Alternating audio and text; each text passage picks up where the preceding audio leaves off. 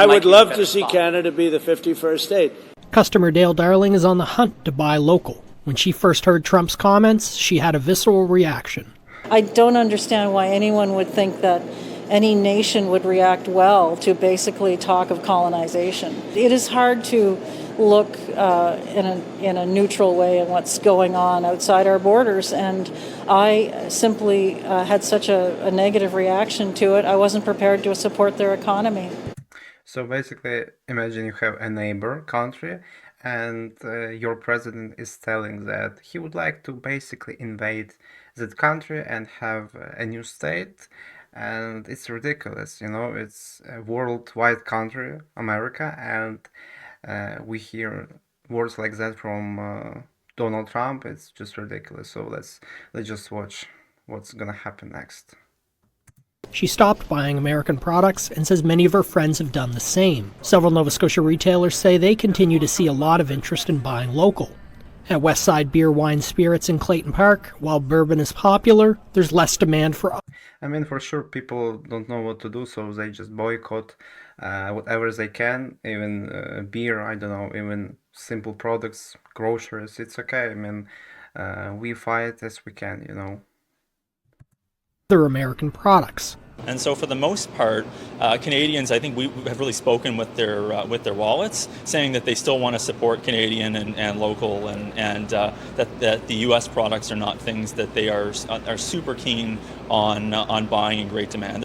And at the NSLC, sales of Nova Scotian alcohol products increased more than 11% in the most recent fiscal year. This happened at the same time that overall alcohol sales fell. In a statement, NSLC spokesperson Tara McKinnon said that most of the remaining U.S. inventory is wine and spirits, and, quote, given the volume of U.S. wine on hand, it will take some time to sell through. By the way, wine is healthy for your health, so drink wine instead of some kind of vodka. Okay, let's continue. At a local Source Market in Halifax, Trump talk drove new customers to the store, and they continue to shop there. Founder Sean Gallagher believes the interest in buying local took root at the start of the COVID-19 pandemic. We can just support each other, and small economic decisions kind of make a difference. And that's what was kind of laid bare during the pandemic. So then when Trump came around second term and is, trying to annex us and give us grief, we're like, that's okay, we can do other things. He says people are able to express their Canadian pride by buying local, and they're enjoying doing it. Were you buying American alcohol today? No. We always want to support local, support Canadian. That is how many Canadians are feeling about buying American products. And one U.S. spirits group says the Canadian alcohol boycott has been devastating. We are suffering. We are making our case to the Trump administration strongly in hopes that some common ground can be found. The Distilled Spirits Council of the United States says exports to Canada fell 63% last year. Most provinces... I can imagine that how much of percentage would be dropped by 2027 or 2026 as it is right now. And it's terrible. I don't know. We shouldn't be fighting with our neighbor, but it is what it is. I don't know. Otherwise, we're gonna end up like, Russia and Ukraine. Hopefully not. No country will invade any country.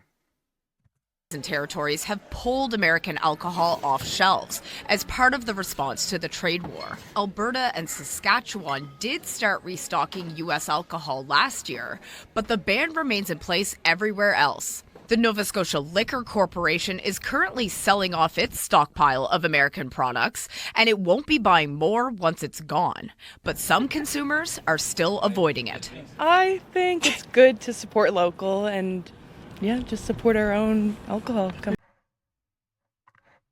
Stay away from that Yankee stuff. No, I boycott them. When Trump started acting up, that's it. I like that it seems to have been effective.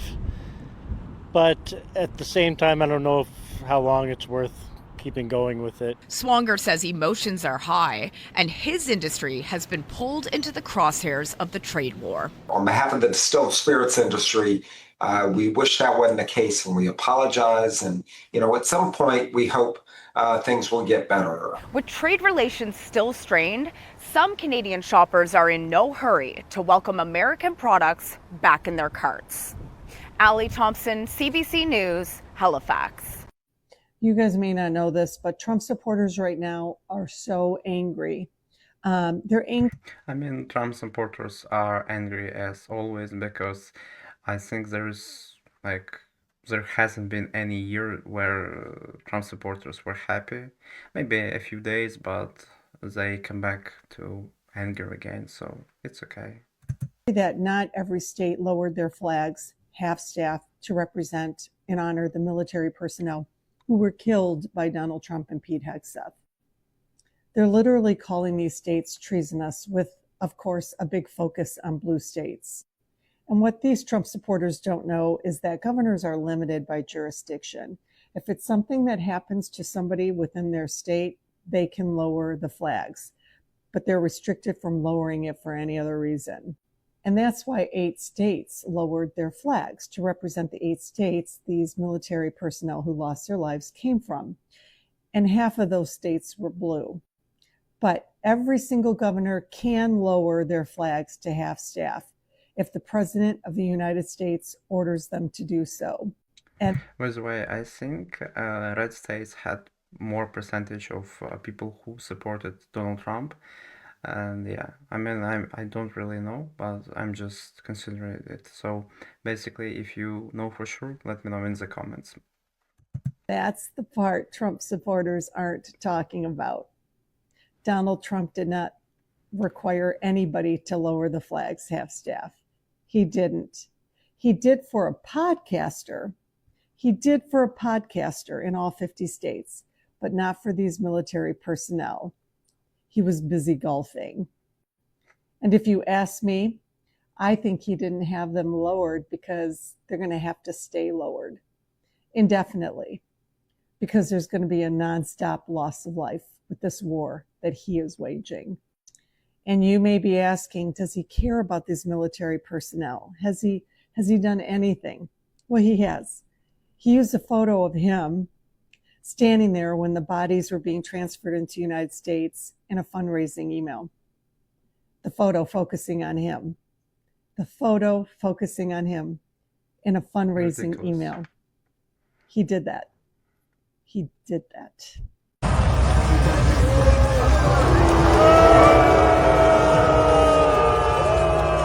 I mean, what other you could expect from that situation, basically? I mean, I wouldn't say the whole world, but most part of the world hate us, especially Canada. But it's okay; they have their reasons. So.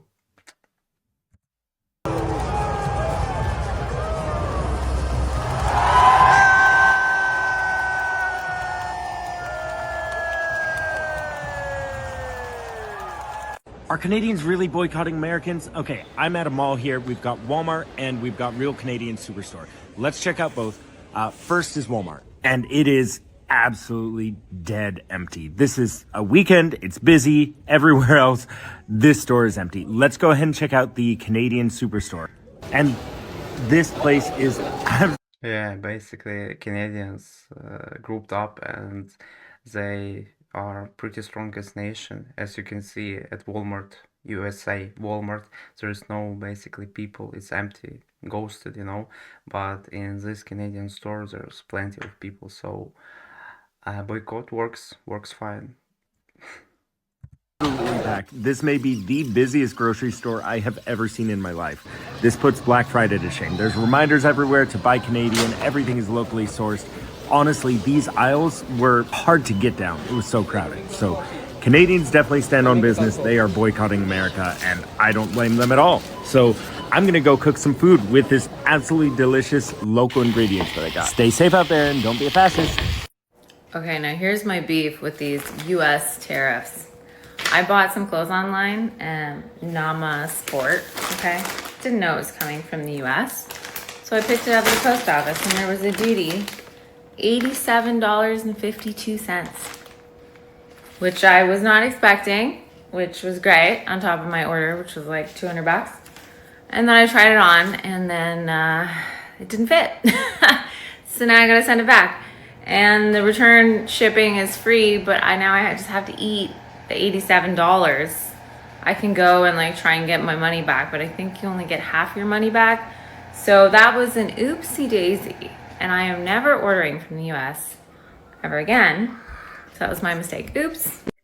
Canada's government is not banning or boycotting the United States. However, the Canadians are. And the fact of the matter is that Canadians banning and deciding to refuse to purchase any American goods is only half the problem. How about all of the Canadian tourism that's now going to be affected? Because I can tell you right now, Florida, for an example, has $8 billion of Canadian dollars coming in each year. Yes, that's how big the tourism and living of snowbirds coming into Florida is. It's a big industry. $8 billion of tourism dollars going to disappear if Canada... Then imagine $8 billion, and if you take, early salary of basic American, let's say it's, I don't know, let's say it's, I don't know, 700K, no. Let's say, I don't know, 70K, so basically not that much, and it's a big number, $8 billion, so it's a lot of people combined, and it's gonna be gone by now because people boycotting America, and yeah, we're not gonna have any Canadian tourists, so we have what we have. decides to just pack up and cancel. And guess what? Canadians are. Why? Because I have tons of Canadian followers who are commenting. So Canada, please comment on this, repost, and tell me what you think. Am I wrong?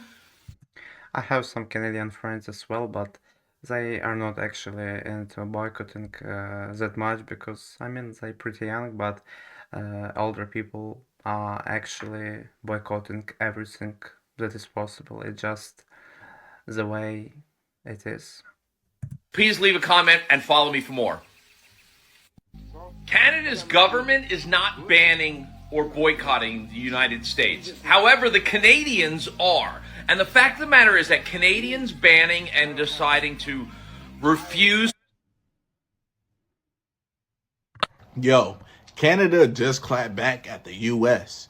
Mark Carney, Canada's new prime minister, came in swinging. Keeping tariffs on American goods locked into the U.S. shows respect. What's going down? Trump, the administration, hit Canada with a 25% tariff on Canadian goods, sparking a major trade standoff. In response, Canada matched the energy and slapped its own tariffs on U.S. imports. Basically, they are fighting together. America took some percentage of Canada, in terms of goods, and basically same happened to Canada. So yeah, it's a trade war. Hopefully, it won't be anything more than that. So yeah.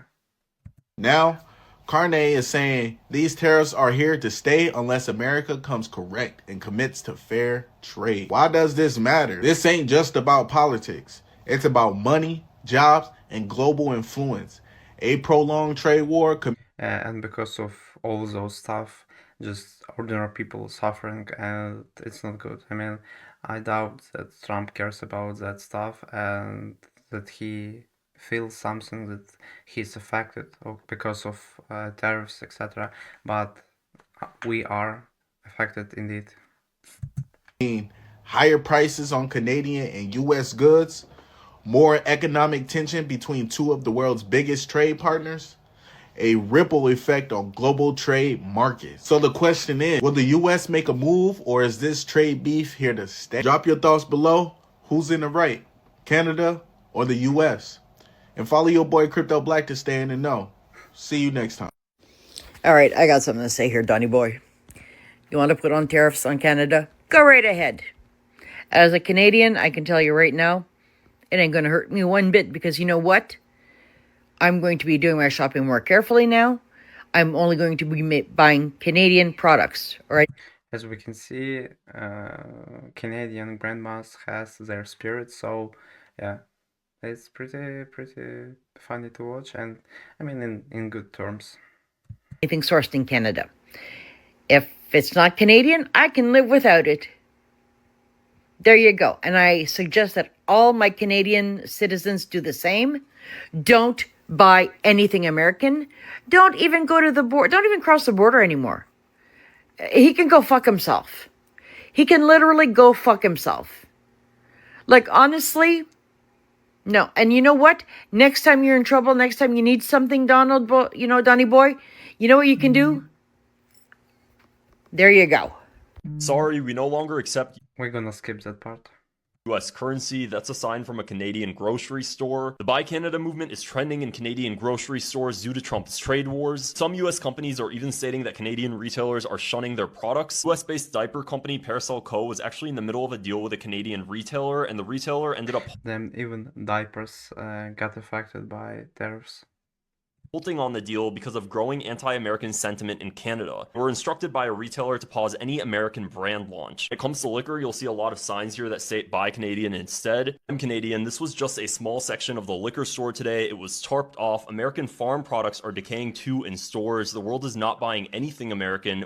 I'm gonna stop for a second and ask if there's any Canadian, what you guys think about this all, and same for people from United States, what you think about it all. Do you boycott America or not? And in general, yeah, let me know in the comments. Of Americans, we've always had your back. It sucks to hurt you back because of one guy. Context: in 2024, Canada imported $350 billion worth of products from the United States, making it the largest trading partner. The ramifications here are huge, but it's definitely ramping up Canadian pride. Canadian taxi drivers are even starting to add stickers that say Ride Canadian. Uber and Lyft are American-based companies. Pretty crazy stuff. Shoot me a follow if you want to stay up to date on world news, geopolitics, and more. Well, this aged like milk. We will get an even better deal, says Carney back in October of 2025. So turns out that was a lie. Because the US declared today on the last day to get a trade agreement going before July 1st's review that they would be exiting USMCA, which begins a 10-year process to roll out and phase out and sunset the deal. And this is about to bring so much pain to Canada. The US represents 75% of our trade. Without the US, we're nothing. But Carney is trying to diversify. We got China. They're our new buddies. No, China just backstabbed us and put 73.5% tariff on a product. And that's after we bent over backwards to import their shitty EVs into our market, undermining our own automakers, by the way, and further pissing off the US. And it's not like we've been warning every Canadian that that's exactly how China operates. China doesn't care. They're not looking to be friends. They're looking to dominate. We're just a pawn in their game. I mean, I think China doesn't really care indeed, because we're not our neighbors, not even close. I mean, Russia is more, I would say, a neighbor and a friend of China, so I don't think, yeah, no. Plus, how retarded do you have to be to think that we can replace the US, with whom we share the world's longest undefended border, that are our neighbor, world's largest economy, largest market, with China, that is like 13,000 kilometers away, separated by oceans. Another failure to add to the list. But I thought Mark Carney was the best to get a deal. What happened, bud? Here is a list of American companies that you should be boycotting this week, as the rest of the world already is, because fuck ICE. If you wouldn't go to Nazi Germany, if you wouldn't endorse Nazi Germany, then why are you going to a country that currently has a tyrannical government? Number one, now you should already know about this company if you have not been living under a rock. Spotify. You gotta go.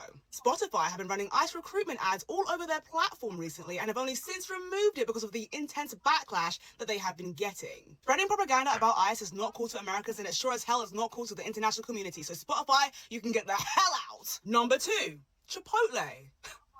You guys aren't getting away from me that easily. Bill Ackerman, a huge shareholder in Chipotle, just donated about $10,000 to an ICE agent who just murdered someone the other day. You are not getting a dime from the international community anymore. Well done, Chipotle. Bye. You're out. Now, I understand that Chipotle have already started distancing themselves from Bill Ackerman because they do not want the smoke that boycotts give them. They are trying to do damage control right now, but... Then I heard those news first time. Yeah, it's outrageous. I don't know. Too little, too late. Number three, an American company to boycott will be Dell. Dell, of whom have alleged ties directly to ICE and enforcement policies. Goodbye. Involved in a dispute with the government of Canada. We believe that clams are fish, and the Canadians classify clams as shellfish. But the definition of a shellfish is that it can't move more than, I think it was 10 feet a day, and clams move like 12 feet a day. And so we're in this dispute. It's going to the United Nations. We would like Bahrain support. And then I'd go out with a Canadian diplomat and I'd say, what are we going to do about this shellfish situation? And we would laugh and have lunch and have a beer and go back to our embassies. Now, we disagree on basic fundamentals of foreign policy. We're all still in agreement on terrorism and proliferation. That's all great. But we have, in some cases, an actively hostile relationship with the Canadians, mostly with the Canadians, sometimes with the Brits, to the point where it's impacting the relationship now. This MI6 officer I mentioned a moment ago, he said, we still love you. We just don't like you very much. But when I travel, I'll be telling people I'm from Canada. A surge in Canadian pride brought on by a potential looming trade war with the U.S. I don't like his politics, the way that he's treating Canadian people or Canada. It's not just a war of words. This travel agent says Canadians are canceling trips to the U.S. in droves. But this time definitely feels different. This has been a much more tangible reaction from clients who are actually outright canceling trips. The potential dollar impact of those cancellations is big. According to the U.S. Travel Association, a 10% dip in inbound travel from Canada could translate to $2.1 billion in lost spending and jeopardize 100. So guys, this is it for today. Thanks for watching, and let me know your thoughts about this all trade wars, this all conflict in the comments, and just share your thoughts about all this stuff. I'm gonna see you in the next video.